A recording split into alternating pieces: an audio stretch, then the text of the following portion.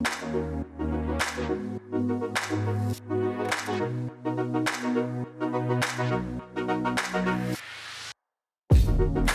she specializes in doing research. Don't say I know where you're going. Don't say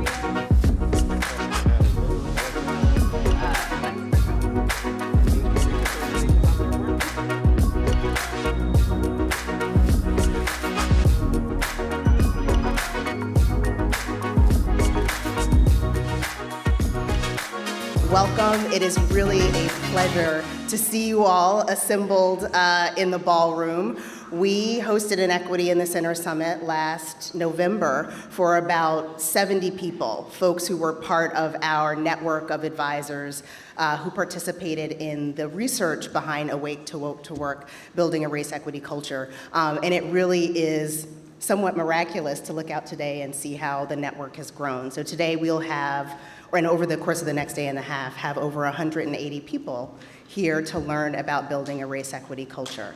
And it really is a privilege to hold this space for you.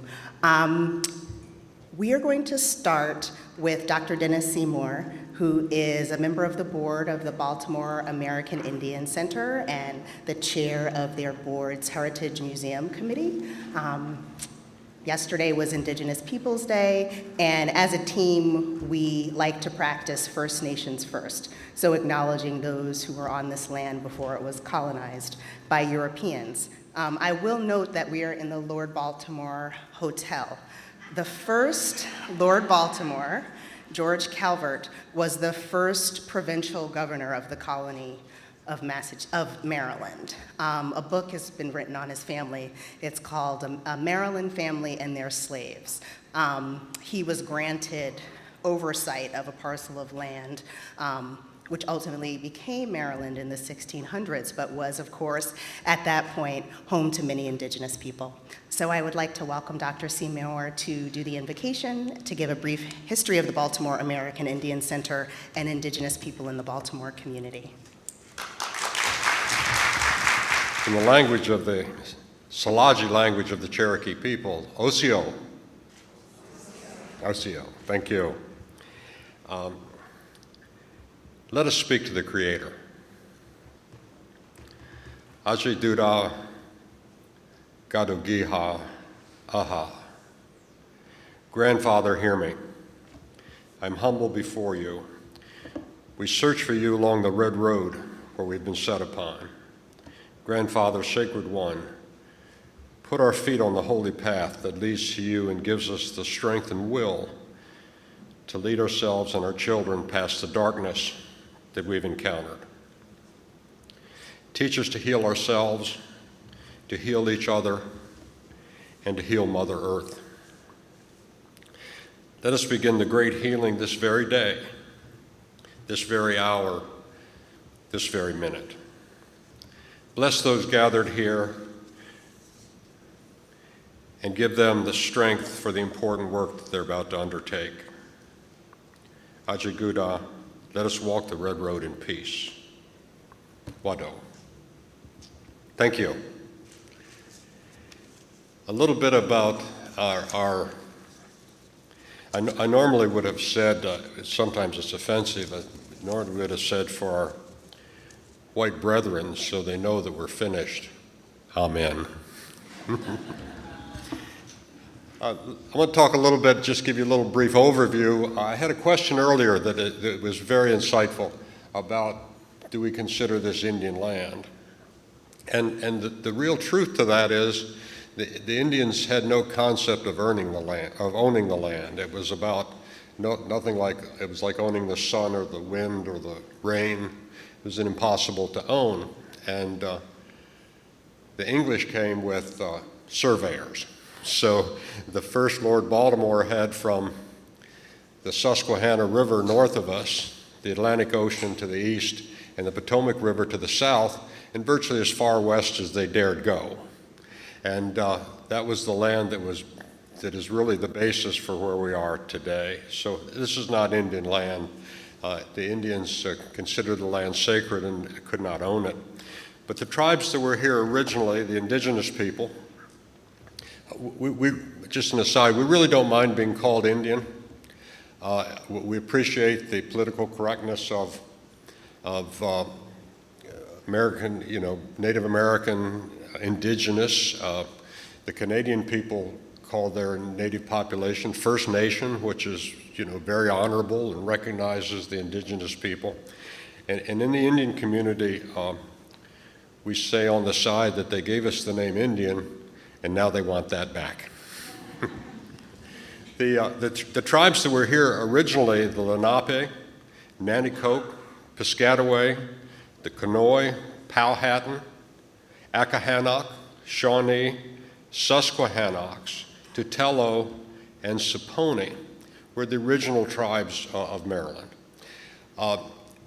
Because being right on the East Coast and being a port city, not only Baltimore, but even south of here in the Potomac River, the colonization moved in very quickly. And the Indians realized at that point that it was kind of a futile cause. And this is not the land that they wanted to live.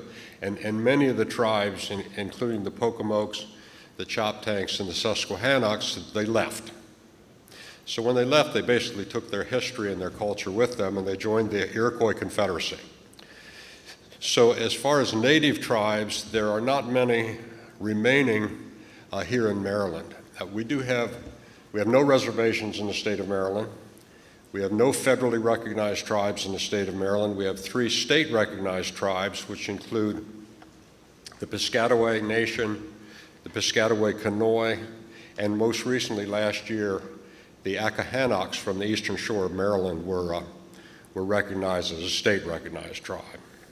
I think so much of that is fear of casinos and those sort of things, and many of the tribes are signing off on that just to get the recognition and the federal support that they need. The Baltimore American Indian Center has a kind of a interesting background. Last Saturday evening, we had a banquet and celebrated our 50th anniversary.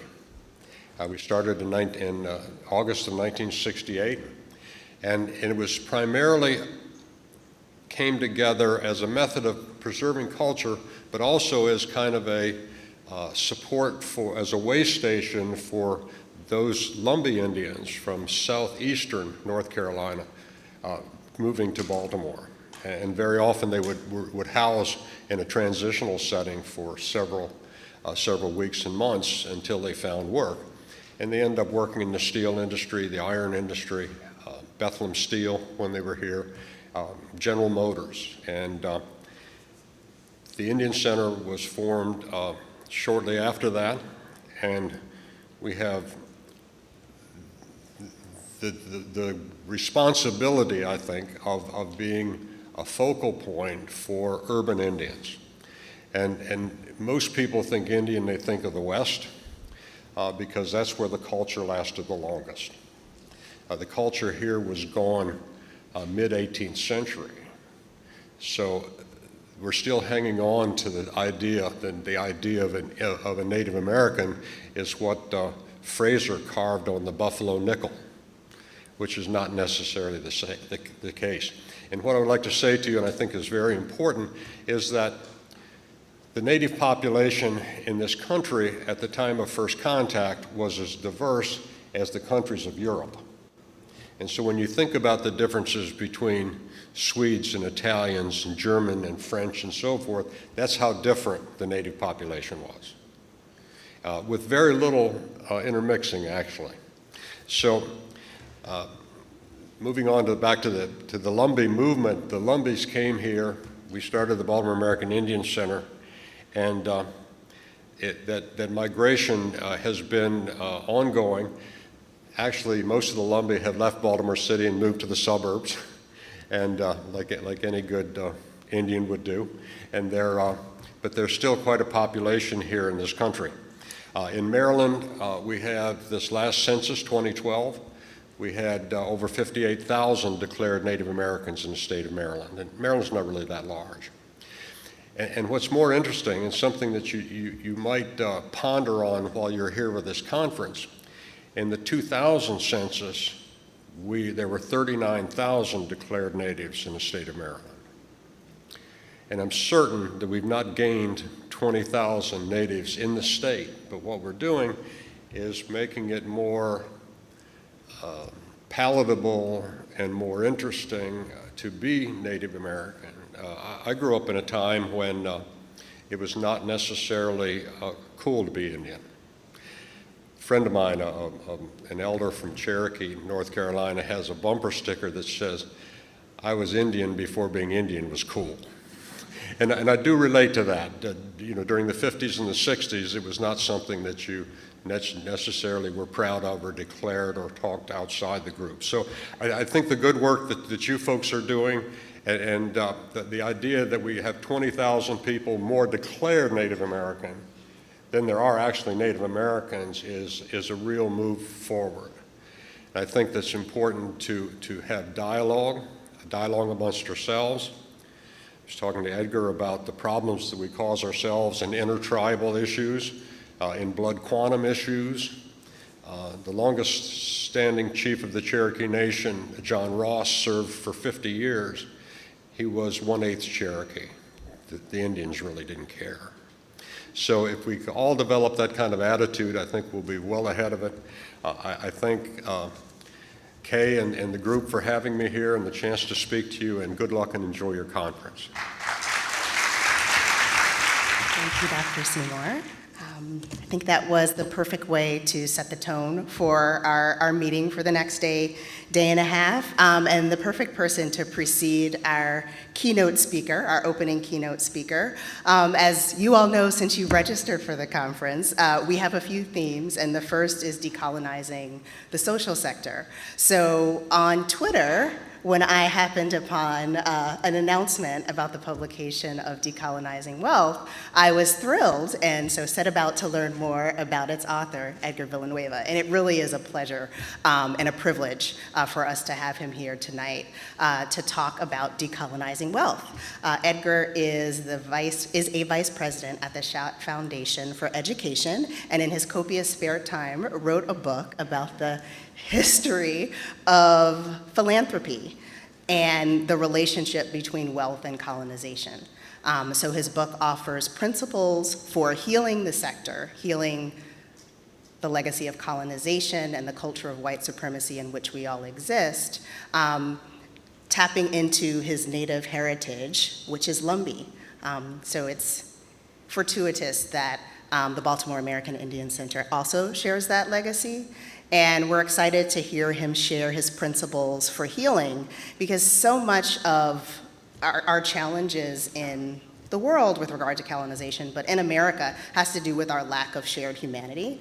And so it's important to recognize the history of colonization and white supremacy in this country, but it's also important for us to recognize the way that shows up in us as individuals, in our work with one another interpersonally, within our institutions, and within the broader system of structural racism, which in this country is built on a foundation of theft of native land.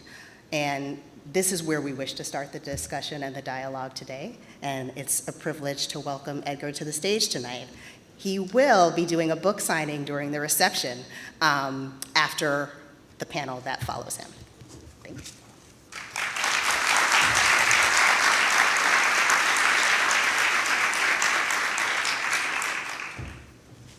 Good afternoon, everybody. Well, you guys get to hear from two Indians in one day. That is special. Just to let you know. Yes, we still are here. We have survived. But I'm so thankful to be here today. Thanks to everyone who had any part in getting me here. And I know how well this time has been planned for you all over the next couple of days. And just the fact that you all made time in your life, we're all so busy, right, to come together and to have these types of conversations is so important. So I'm really honored to be here. And I'm going to set my clock here because I am Lumbee, which means I'm from the South. Our tribe is predominantly in North Carolina, although as Dr. Dennis was saying, we had a settlement that came up to Baltimore some years ago. So I have family members who have gone back and forth from North Carolina to Baltimore. Why they chose Baltimore, I'm not sure. That's just probably was a safe place for people to go. But, I'm Southern and I like to talk, and I'm also Native and we're storytellers. But I'm hoping this time together we'll definitely share some good thoughts with you. So, yes, I'm Native American, and I know this is a very educated group, but I have spoken places where people just know very little about Indians, and I'm not here today to do Indian 101, but I don't want to disappoint you because I'm Indian. I cannot build a canoe with my bare hands. I cannot catch a deer. I'm very assimilated to American culture. And for me, as Dr. Dennis kind of alluded to, being Native and being from the South, where Eastern North Carolina, where we were the very first point of contact by the settlers, it's been a struggle for hundreds of years to maintain our identity, our culture, but yet it still is there, and it's very pervasive. But I will say that for me, to be Native American in this country is to have an identity crisis. We're the only race or ethnicity that is Indian if the U.S. government says you are. Does anyone else have to prove that you're Latino, Black, Asian, whatever race, right? People just take you as your word. Yet we have to go through several different processes to prove that we are who we say we are. So imagine being a part of that other box that I checked. Back in the day, we had black, white, other. Now there's a lot more options. But you're a part of that other box that you're checking, and then that box itself is under question, right? Under scrutiny. And so you exist in a place of like, I'm in this other box, but some people say that I'm not in this box. Like, who am I, right? And so all of the history of this country and the way that we have treated indigenous people and the way that we've treated people of color in our history of colonization has led to so much trauma. And any of us that are in the social sector, whether you're in philanthropy, whether you're in the nonprofit sector, whether you're in government and politics, whatever you're trying to do to improve the health and well-being of our communities, you have to take that type of trauma that exists in communities of color into perspective. If you think you're going to take some, theory of change off of a shelf that was, proven to work and by university, and I'm not, poo-pooing on that. We need great research. But you're going to go into a community agnostic of the trauma that exists for generations that have been really disenfranchising these communities. You're going to really sell yourself short. Our efforts have to be trauma-informed, our funding has to be trauma-informed, and the way that we build relationships with each other has to be trauma-informed. I'm going to talk a little bit about philanthropy. I know there's funders in the room. The message that I have today and in the book is a lot bigger than philanthropy. Philanthropy is a slice of the pie, but that is a sector that I work in, and I think that money and wealth is really a root issue or calls for a lot of the issues that we're working to address in our communities. In America's foundations, foundations sit on more than $800 billion in assets. That's a lot of money, right? And I say that because we have such a scarcity mentality, right?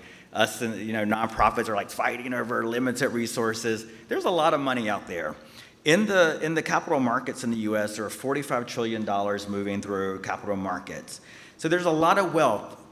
And what really motivates me to sort of preach this gospel is that this wealth that is moving through capital markets, this wealth that sits in the coffers of foundations, a lot of that wealth was built on the backs of Native Americans, on the backs of African American slaves, on the backs of low-wage workers of color that have been exploited.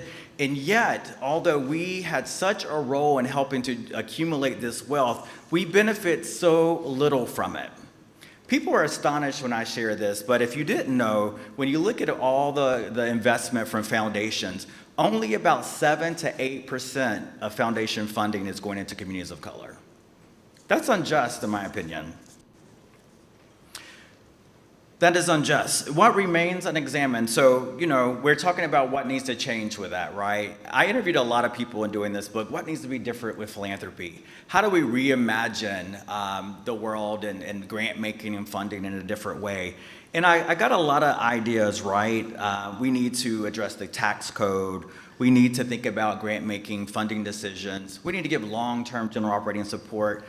And I agree that those are very valid reforms. However, some of these reforms are about as effective as rearranging the deck chairs on the Titanic.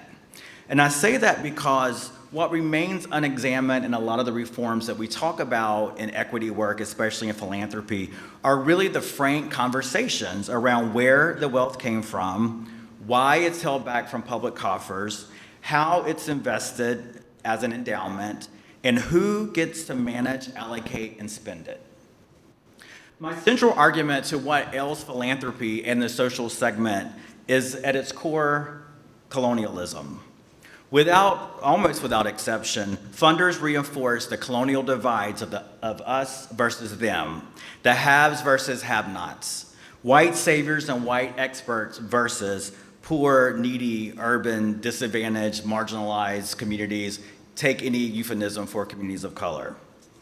Philanthropy is the savior mentality in institutional form, which oftentimes, instead of helping, which is our proclaimed, intent, we actually further divide and stabilize society if we are not operationalizing a racial equity lens in our work.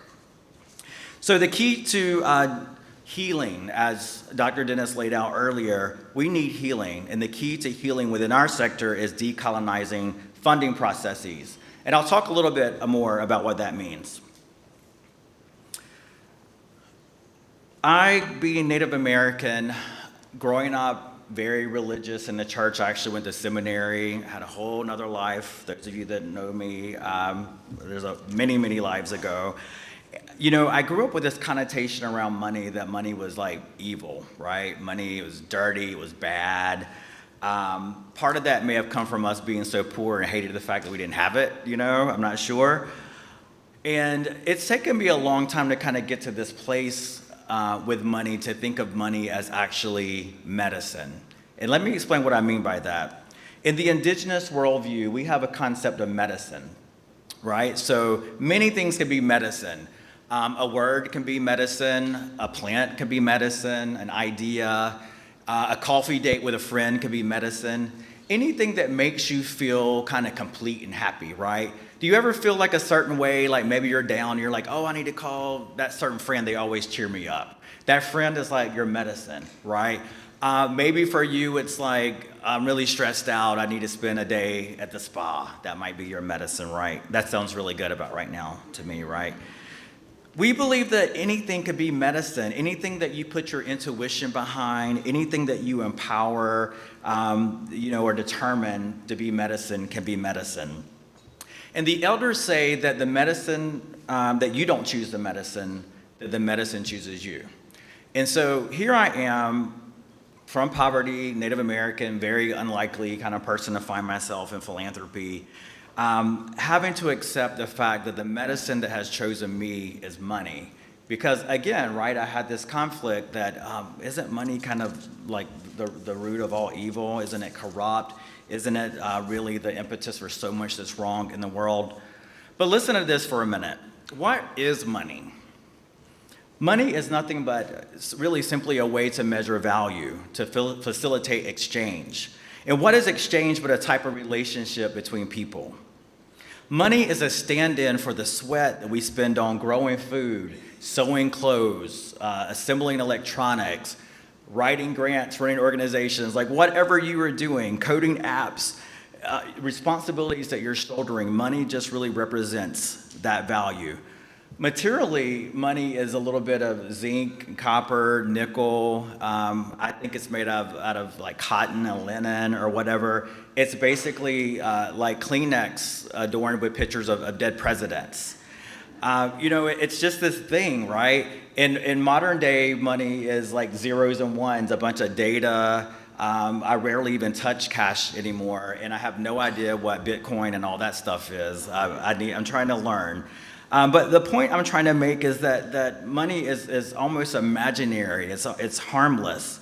And in fact, take it from me, because I did go to seminary, the Bible doesn't say that money is the root of all evil. What it says is that the love of money is the root of all evil. Do you get the difference? Yes. All right. All right. I said I went to seminary, so a little call and response, it's all right. It's all right. It's an equity party, y'all. Come on. Right. So in other words, when we let money, this is what it means. When we let money become more important than life, when we let money become more important than relationships, when we let money become more important than humanity, then that's the evil, right?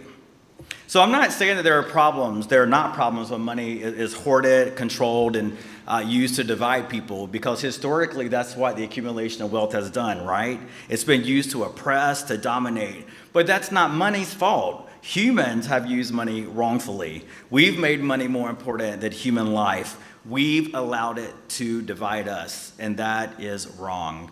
And so my point is, if we made money up out of thin air as a concept, as a tool for our complex social society, if we gave money its meaning and power, then we also have the power and ability to flip that and think of money as a tool that can be used to facilitate relationships, as a tool to help us thrive, a tool to actually facilitate healing rather than to hurt us and to divide us. So my main argument in this book is that in order to heal what hurts, in order to restore balance to the land, in order to bridge divides, we need to decolonize wealth. All right, so we said that decolonizing the social sector was a part of this conference and one of our themes, right? So that word has been really popular lately. You're welcome. And also thanks to Black Panther, probably, right? I can't take full credit for that. And there are people who have been doing this work for longer than me. But let's talk about what decolonization means, because that's a pretty hulk of a word, right? To understand decolonization, we need to understand colonization for a minute, okay? So colonization seems totally normal to us because we study it in our textbooks, it's glorified. We think of colonizers as heroes in this country. And in fact, many of the colonizing powers, when they're surveyed, they're very proud of their accomplishments, right? They feel like they helped the indigenous communities become far more better and more superior than it would have been had they not been colonized. Conquering is one thing. When you conquer, you go into a country, you take their stuff, you kill people, and you just leave. But colonizing is very different. In colonization, you stick around, you occupy the land, you force the existing indigenous people to actually become you. It's like a zombie invasion. Colonizers insist on taking over the bodies, the minds, the souls of the colonized. Colonization begins as a conquest, but then it actually becomes exploitative and motivated by greed and by fear, by a claim to a God-given superiority. Its mantra is to divide and control, command, and above all, exploit. So I want to talk a little bit, that's the origin of our country, and we hear colonization, we think, oh, that's a long time ago. We think of, Christopher Columbus and those kind of folks. But we're not in a post-colonial society. The things I'm talking about right now are happening as recent as yesterday, right? And so, and the reason this is because in the DNA of this country, in the DNA of our history, we have what I call the colonizer virus. This means that within our culture and institutions, that desire, that urge to hoard wealth, to exploit others, to dominate and control exists in our DNA. It exists in our institutions and our culture, and that's where it's very dangerous. Our education system reflects the colonizer virus. Our agriculture and food system reflects the colonizing virus. Our foreign policy, our environmental policy, when you look at all these systems at play, they embody the colonizer virus. And yes, so does the social sector. And the subject of my book, the realms of wealth, finance, banking, and philanthropy. So what do? That sounds hard, right? We have quite a task. So decolonization is obviously undoing all of that, right? Does anybody know how to start? You got the answer, okay? So I did the work for you, all right? And you got the book free in your packet. So decolonizing is undoing all of that. And, taken literally, decolonization means that the land that was stolen is returned. Sovereignty is returned to indigenous folks over all the resources. And all of that is granted back to from whom it was stolen. It means that the autonomy of every indigenous person and person of color is reinstated. Now, when we talk about decolonization like that as a political concept, we get stuck. Because the truth is, there is no future that does not include settlers occupying indigenous land. We've accepted that. Today, in the 21st century, our lives are intertwined, our families are intertwined, our businesses are intertwined. And so the other way to understand decolonization actually is a process of healing from the trauma of colonization, right? I'm getting short on my time, so I'm not going to go into how colonization has traumatized us. I think we know the case is made that it has resulted in trauma. And what's really important to understand is that colonization has not only traumatized indigenous people, has not only traumatized people of color, but actually the colonizers have been traumatized in the process, right?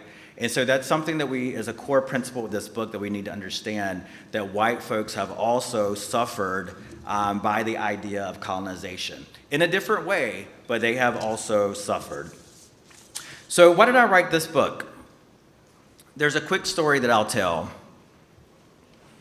There's a folk tale of a serpent that was plaguing a village.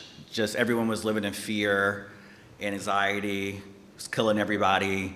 And there was a flute player who was still among the living. And he said, I can't take this anymore. We got to do something about this. So he packed up some food, a knife, his flute, and he goes to the edge of the village and begins to play his music.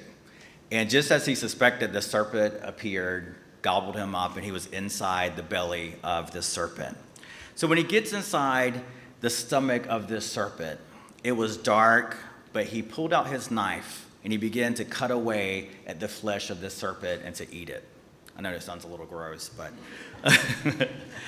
bit by bit, he cut away at this serpent and began to eat the flesh from the inside. After some time, he finally got to the heart of the serpent. And when he reached the heart, he cut it out, and the serpent died. And he returned to the village with the heart of the serpent to show all the people in the village they no longer had a reason to be afraid. I see this story as a story of grappling with collective trauma. As I said, we all have different pain in our lives, and understanding that is the beginning of understanding our shared humanity. It's not a comfortable place to be. It's a dark place inside the belly of that serpent. It's a dark place to have to grieve our history. It's very heavy when we turn on the news and we hear about current events and the things that are still happening. But if we are able to get into a healing process, we will get to the heart of the matter. It may be a prolonged process. Some days it's like you're inside the system, those of us who worked in the belly of the beast, cutting away and eating the flesh of the serpent, right? But ultimately, we will get to that place where we're able to see and build something new. And so when I decided to write this book, I did so because I found myself in the belly of the serpent. It was dark. I wanted to see change happening, but I felt like I was, also a part of the problem, right? So how did I reconcile that? I heard the stories of other marginalized communities who are working in the system and the burdens that they bear and the struggles of dealing with colonized dynamics inside of nonprofits, inside of foundations, and struggling to really push beyond that. And so I do believe that change is possible. I believe that we can get to a place of healing ourselves, and our organizations and our institutions can heal, and that we can definitely get to a place of a brighter future.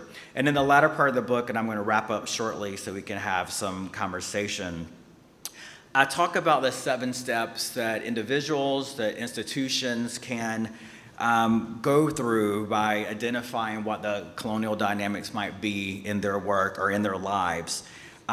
First, we have to grieve once we recognize, right? If we're not sorry, if we don't feel bad when we look at the data and we see who's not getting the money, if we don't feel bad about what's happening in this country and own our share of responsibility, whether we're white or whether we're a person of color who has perpetuated the colonial dynamics, because that's also a very real thing, then we're not going to see change. So first we have to grieve, and then we have to really listen.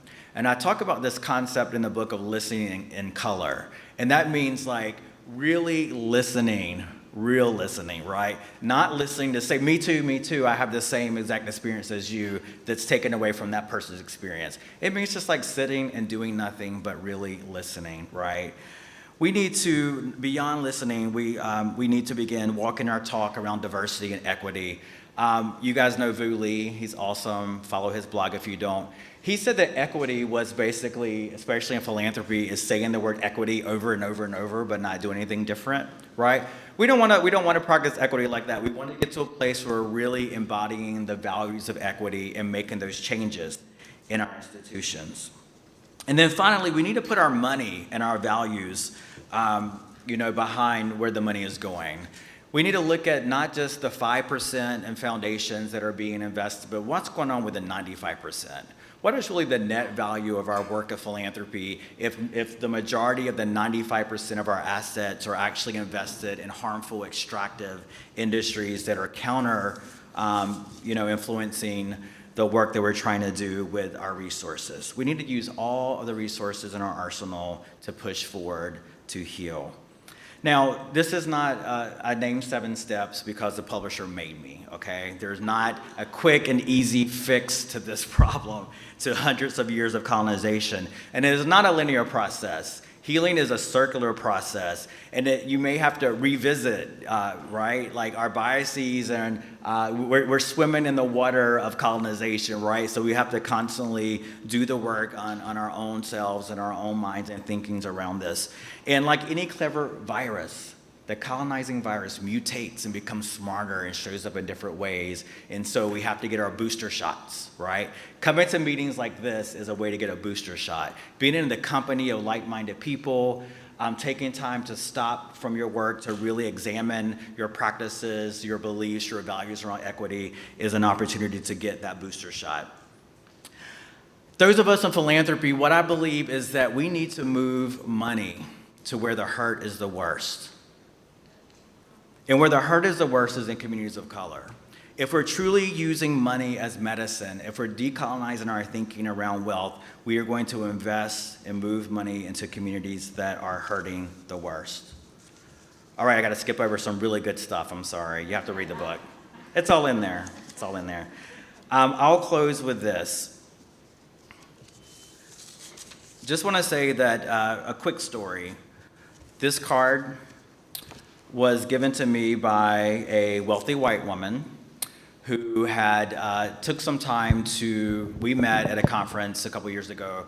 She took some time to reflect on her own personal journey, her own orientation to money, her own privilege. And she realized that her family owned slaves in North Carolina, Black and Lumbee slaves, which is the community where I'm from, and acknowledged, wow, I have this wealth and this privilege. Most likely your ancestors had something to do with it. And I was like, you think? What was really powerful about meeting this woman is that she actually, first of all, she grieved, which is a step in the book. She felt, bad about it. And in a way that moved her to action, right? Because we don't want to just get woke to be awake. We want to wake up to work, right? And so she wrote me this apology. And I do talk about apologizing in the book because in any civilized society, we apologize when we do something wrong. And there's a way that we as a sector can actually apologize and be motivated from that apology to make some actual real changes in our lives. And so she apologized not only to me for a legacy of exploitation that her family had and her role in perpetuating that. She apologized to her white family and for her keeping silent and for being ashamed and her being ashamed and the guilt that she had putting her into a place where she wouldn't speak up. And just that alone was transformational for me. Just to hear that someone had done the work to examine their orientation to wealth, to actually feel bad about it, to actually apologize, and then to go back to their foundation and say, well, what responsibility do I have moving forward with these resources? Understanding where this wealth came from, I have the obligation to invest these resources in a way that's going to help facilitate healing from the trauma that has been caused through the years.